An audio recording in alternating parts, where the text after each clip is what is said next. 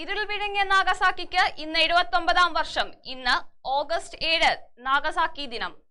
നമസ്കാരം, ICJ ന്യൂസിലേക്ക് സ്വാഗതം. ഞാൻ ഗായത്രി രാജ്. നോക്കാം പ്രധാന തലക്കെട്ടുകൾ. 9-ാം ദിവസവും തിരച്ചിൽ തുടരുന്നു. സൂചിപ്പാറ സൺറൈസ് വാലിയിൽ ഇന്നും തിരച്ചിൽ. രാഷ്ട്രീയ അനിശ്ചിതത്വം നീങ്ങാതെ ബംഗ്ലാദേശ്. ഭരണത്തുലാസിൽ 100ഓളം പേർ കൊല്ലപ്പെട്ടു. ഗാസയിൽ യുദ്ധം പടരുന്നതിന്റെ സൂചന. വടക്കൻ ഇസ്രയേലിൽ ഡ്രോൺ ആക്രമണം. ഒളിമ്പിക്സ് ഹോക്കി സെമിയിൽ ഇന്ത്യയെ തോൽപ്പിച്ച് ജർമ്മനി. വാർത്തകൾ വിശദമായി. ഉരുൾപൊട്ടൽ ദുരന്തത്തിന്റെ 8ാം ദിനമായ ഇന്നലെ സൂചിപ്പാറ മുതൽ പോത്തുങ്ങൾ വരെയുള്ള ചാലിയാറിന്റെ കരകളിലും തിരച്ചിൽ നടന്നു. തിങ്കളാഴ്ച നടന്ന തിരച്ചിലിൽ 6 മൃതദേഹങ്ങൾ കണ്ടെത്തി. വയനാട്ടിൽ 5 മൃതദേഹങ്ങളും നിലമ്പൂരിൽ 1 മൃതദേഹവുമാണ് ലഭിച്ചത്. സൺറൈസ് വാലിയിൽ പരിശോധന ഇന്നും തുടരുമെന്ന് റവന്യൂ മന്ത്രി കെ രാജൻ അറിയിച്ചു.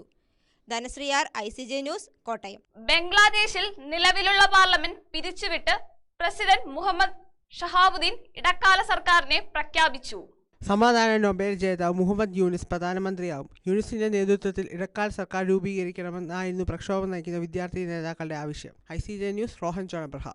വടക്കൻ ഇസ്രയേലിൽ സൈനിക കേന്ദ്രത്തിൽ ഇന്നലെ പുലർച്ചെ നടത്തിയ ആക്രമണത്തിൽ 2 സൈനികർക്ക് പരിക്കേറ്റു. തെക്കൻ ലെബൻ ഗ്രാമങ്ങളിൽ ഏതാനും മാസങ്ങളായി ഇസ്രയേൽ തുടരുന്ന ആക്രമണം കണക്കിലെടുത്താണ് ഹിസ്ബുല്ലയുടെ തിരിച്ചടി. സെമിയിൽ ഇന്ത്യയെ തോൽപ്പിച്ച് ജർമ്മനിയുടെ മുന്നേറ്റം വളരെ ആവേശകരമായി. മത്സരത്തിന്റെ ആദ്യ ക്വാർട്ടറിൽ ഇന്ത്യ നേടിയത് 7 പെനാൽറ്റി കോർണറുകൾ. 7ാം മിനിറ്റിൽ കിട്ടിയ കോർണറിൽ ക്യാപ്റ്റൻ ഹെർമൻ ലക്ഷ്യം കണ്ടു.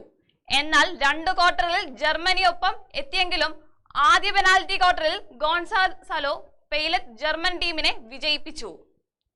ഇനി കാലാവസ്ഥാ വാർത്തകൾ. സംസ്ഥാനത്ത് മഴ തുടരുമെന്ന് കാലാവസ്ഥാ വകുപ്പ്.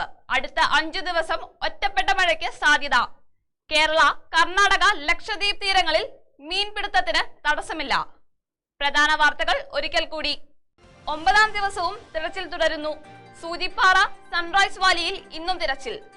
രാഷ്ട്രീയ അനിശ്ചിതത്വം നീങ്ങാതെ ബംഗ്ലാദേശ്. ഭരണത്തുലാസിൽ 100ഓളം പേർ കൊല്ലപ്പെട്ടു. ഗാസയിൽ യുദ്ധം പടരുന്നതിന്റെ സൂചന. വടക്കൻ ഇസ്രയേൽ ഡ്രോൺ ആക്രമണം. ഒളിമ്പിക്സിൽ ഹോക്കി സെമിയിൽ ഇന്ത്യയെ തോൽപ്പിച്ച് ജർമ്മനി. വാർത്തകൾ അവസാനിക്കുന്നു. നമസ്കാരം.